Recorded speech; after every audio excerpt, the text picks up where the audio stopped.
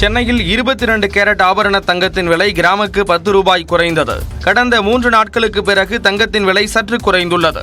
ஒரே நாளில் கிராமிற்கு 10 ரூபாய் குறைந்து 6450 ரூபாய்க்கு விற்பனை செய்யப்படுகிறது. சவரனுக்கு 80 ரூபாய் குறைந்து 51600 ரூபாய்க்கு விற்பனையாகிறது.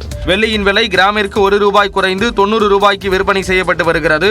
இதனிடையே ஆடி பெருக்கை ஒட்டி மதுரை மாநகரில் நகைகளை வாங்க மக்கள் ஆர்வம் காட்டினர். ஆடி பெருக்கு இன்னைக்கு நல்ல நாள்ன்றதுனால தாலி செயின் எடுக்க வந்திருக்கோம். கல்யாணத்துக்கு மூர்த்த நாள் தாலி செயின் எடுக்க வந்திருக்கோம். நல்லா ஆடி 18 வாங்கினா நல்லதுன்னு சொல்லுவாங்கல்ல. ஆடி பெருக்கு இந்த பொருள் வாங்குவோம், இல்லைன்னா சாமி கும்பிடுவோம். அந்த மாதிரி தான் ஏதாவது பொருள் வாங்குறதான். அட்சய திருதியை போல ஆடிப்பெருக்கிலும் நகை கடைகளில் கூட்டம் அலைமோதியது. நாங்க போரை நம்பி தான் பண்ணணும். போர் நிலத்தடி நீர் கீழே போனதுனால சுத்தமா தண்ணி வரல. இதை நம்பி நாங்க பண்ணிட்டோம். இப்ப தண்ணி இல்லாம வறண்டு போய் கிடக்கு. மேட்டூர் அணையில் திறக்கப்பட்ட தண்ணீர் திருவாரூர் மாவட்டத்திற்கு தற்போது வரை வந்து சேராதது குறித்த வேதனைகளே இவை.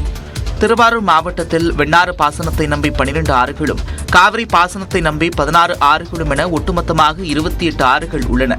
ஆனால் மேட்டூர் அணையில் காவிரியில் தண்ணீர் திறக்கப்பட்டும் தங்கள் பகுதிக்கு தண்ணீர் வந்து சேரவில்லை என்று கூறுகின்றனர் அப்பகுதி விவசாயிகள். மாங்குடி, நாரணமங்கலம், வடகரை, கீழமணலி உள்ளிட்ட இடங்களில் ஆற்று நீர் பொய்த்து போனதால் ஆழ்துணை கிணறு மூலமாக குறுவை சாகுபடி செய்யப்பட்டுள்ளது. 70 நாட்களாக குறுவை பயிர்கள் போதிய நீரின்றி கருகத் தொடங்கியுள்ளதாகவும் வேதனை தெரிவிக்கின்றனர். ஏக்கருக்கு 30,000 செலவு பண்ணியிருக்கோம். இந்த போரை நம்பி நாங்கள் செலவு பண்ணதுனால போருக நீருக கீழே போயிட்டு போருக தண்ணி வரல. இந்த தண்ணியை திறந்த நாளைக்கு நாங்கள் கொண்டு கொடுத்துருந்தா இந்த பயிரை காப்பாற்ற முடியும்.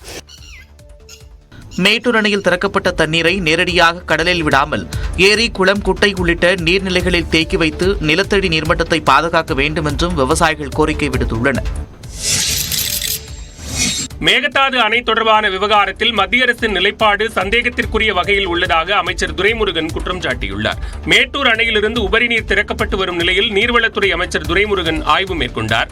பின்னர் செய்தியாளர்களை சந்தித்த அவர் உச்சநீதிமன்ற தீர்ப்பிலோ காவிரி நடுவர் மன்ற தீர்ப்பிலோ மேகதாது என்ற வார்த்தையே இல்லை என்று கூறினார். ஆனால் மேகதாது அணை குறித்து காவிரி நடுவர் மன்றம் பேசுவது மத்திய அரசின் தூண்டுதலாக இருக்குமோ என்ற சந்தேகத்தை ஏற்படுத்துவதாகவும் துரைமுருகன் தெரிவித்தார். எனக்கு சந்தேகமாக இருக்கிறது, இது மத்திய சர்க்காருடைய தூண்டுதலாக இருக்குமா என்பது. மேட்டூர் உபரி நீரை பயன்படுத்தக்கூடாது என வழக்கு போட்டுவிட்டு தற்போது உபரி நீர் வீணாவதாக கர்நாடக அரசு கூறுவதை ஏற்றுக்கொள்ள முடியாது என்றும் அவர் கூறினார். அருந்ததியர்களுக்கான உள்ஒதுக்கீடு செல்லும் என்ற உச்சநீதிமன்றத்தின் தீர்ப்பை வரவேற்பதாக எதிர்க்கட்சித் தலைவர் எடப்பாடி பழனிசாமி தெரிவித்துள்ளார். இது தொடர்பாக அவர் வெளியிட்டுள்ள செய்திக்குறிப்பில் தமிழ்நாட்டில் இடஒதுக்கீட்டிற்கு சட்ட பாதுகாப்பை பெற்றுத்தந்த இயக்கம் அதிமுக என்று குறிப்பிட்டுள்ளார். அருந்ததியர் மக்களுக்கான உள்ஒதுக்கீட்டை பாதுகாக்க வேண்டும் என்று 2020ஆம் ஆண்டு தனது தலைமையிலான அரசு குழு ஒன்றை அமைத்ததாகவும் அவர்கள் அளித்த பரிந்துரையின்படி உச்சநீதிமன்றத்தில் மூத்த வழக்கறிஞர்கள் திறம்பட கருத்துக்களை எடுத்துரைத்ததாகவும் எடப்பாடி பழனிசாமி குறிப்பிட்டுள்ளார். அதன் அடிப்படையில் 2020ஆம் ஆண்டு நீதிபதி அருண் மிஸ்ரா தலைமையிலான 5 பேர் கொண்ட அரசியல் சாசன அமர்வு அருந்ததியர் உள்ஒதுக்கீட்டிற்கு சாதகமாக இடைக்கால தீர்ப்பு வழங்கியதாக எடப்பாடி பழனிசாமி கூறியுள்ளார். இந்நிலையில் தற்போது கிடைத்துள்ள தீர்ப்பிற்கு 2020ஆம் ஆண்டு அருண் மிஸ்ரா அமர்வு வழங்கிய தீர்ப்புதான் முக்கிய காரணம் என்றும் எடப்பாடி பழனிசாமி தெரிவித்துள்ளார். எனவே இவ்வழக்கில் அதிமுக எடுத்த முயற்சிகள், சட்ட முன்னெடுப்புகள் வரலாற்றில் பொன்னெழுத்துக்களால் பொறிக்கப்பட வேண்டியவை என்றும் அவர் கூறியுள்ளார். புதுக்கோட்டையில் போதைப்பொருள் கடத்தல் வழக்கில் திமுக மாவட்ட விவசாய அணி அமைப்பாளருக்கு தொடர்பு இருப்பதாக வெளியான தகவலை அடுத்து அவரை கட்சியிலிருந்து நிரந்தரமாக நீக்கியுள்ளது திமுக தலைமை. புதுக்கோட்டை மாவட்டம் அறந்தாங்கி பொன்பேத்தியைச் சேர்ந்த சுந்தரபாண்டியன் திமுகவின் தெற்கு மாவட்ட விவசாய அணி அமைப்பாளராக இருந்து வந்தார். சுந்தரபாண்டியனின் ஓட்டுநர் கண்ணன் சில நாட்களுக்கு முன்பு விழுப்புரம் அருகே போதைப்பொருள் கடத்தல் வழக்கில் காவல்துறையால் கைது செய்யப்பட்டார். அவரிடம் நடத்திய விசாரணையில் சுந்தரபாண்டியனுக்கும் தொடர்பு இருப்பதாக தகவல் வெளியானது. இதனைத் தொடர்ந்து சுந்தரபாண்டியனை கட்சியின் அடிப்படை உறுப்பினர் பதவியிலிருந்து நீக்கி திமுக பொதுச் செயலாளர் துரைமுருகன் அறிவித்துள்ளார். ஏற்கனவே திமுகவில் இருந்த ஜாபர் சாதிக் உள்ளிட்டோர் போதைப்பொருள் கடத்தல் வழக்கில் கைதானதால் அவர்களை திமுகவிலிருந்து நீக்கி அக்கட்சி உத்தரவிட்ட நிலையில் தற்போது சுந்தரபாண்டியனும் நீக்கப்பட்டுள்ளார். சென்னையில் 22 கேரட் ஆபரண தங்கத்தின் விலை கிராமுக்கு 10 ரூபாய் குறைந்தது. கடந்த 3 நாட்களுக்கு பிறகு தங்கத்தின் விலை சற்று குறைந்துள்ளது.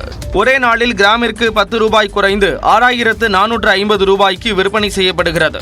சவரனுக்கு 80 ரூபாய் குறைந்து 51600 ரூபாய்க்கு விற்பனையாகிறது. வெள்ளியின் விலை கிராமிற்கு 1 ரூபாய் குறைந்து 90 ரூபாய்க்கு விற்பனை செய்யப்பட்டு வருகிறது. இதனிடையே ஆடி பெருக்கை ஒட்டி மதுரை மாநகரில் நகைகளை வாங்க மக்கள் ஆர்வம் காட்டினர். ஆடி பெருக்கு இன்னைக்கு நல்ல நாள்ன்றதுனால தாலி செயின் எடுக்க வந்திருக்கோம். கல்யாணத்துக்கு மூர்த்த நாள் தாலி செயின் எடுக்க வந்திருக்கோம். என்ன இது காரணம்? நல்லா ஆடி 18 வாங்கினா நல்லதுன்னு சொல்லுவாங்கல்ல, அதனால ஆடி பெருக்கு இந்த பொருள் வாங்குவோம், இல்லைன்னா சாமி கும்பிடுவோம், அந்த மாதிரி தான் ஏதாவது பொருள் வாங்குறதான். அட்சய திருதியை போல ஆடிப்பெருக்கிலும் நகை கடைகளில் கூட்டம் அலைமோதியது.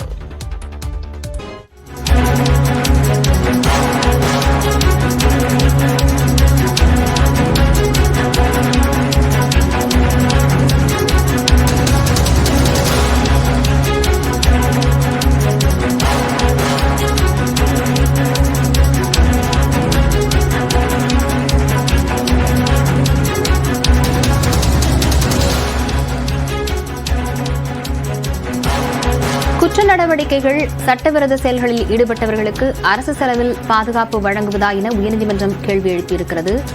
இது ஒழுக்க நெறிமுறைக்கு எதிரானது எனவும் சென்னை உயர்நீதிமன்றம் கருத்து தெரிவித்திருக்கிறது. குற்ற நடவடிக்கைகளில் சம்பந்தப்பட்டவர்களுக்கு அரசு செலவில் பாதுகாப்பு வழங்குவது ஒழுக்க நெறிமுறைகளுக்கு எதிரானது என சென்னை உயர்நீதிமன்றம் கருத்து தெரிவித்திருக்கிறது.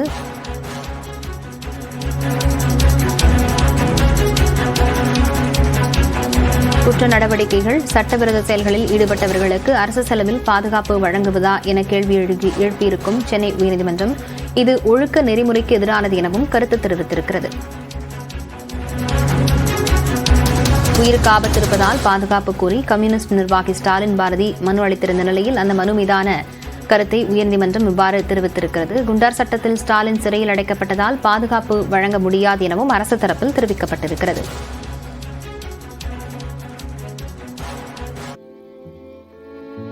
சூரல்மலையிலிருந்து முண்டக்கைக்கு இரும்பு பாலம் அமைக்கப்பட்ட இந்திய ராணுவ குழுவில் ஒரே ஒரு வீராங்கனை இடம்பெற்றிருந்தார்.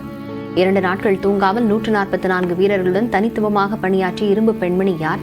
பார்க்கலாம் இந்த செய்தி தொகுப்பில்.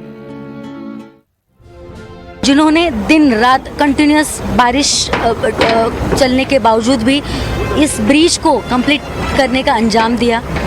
So it is the teamwork.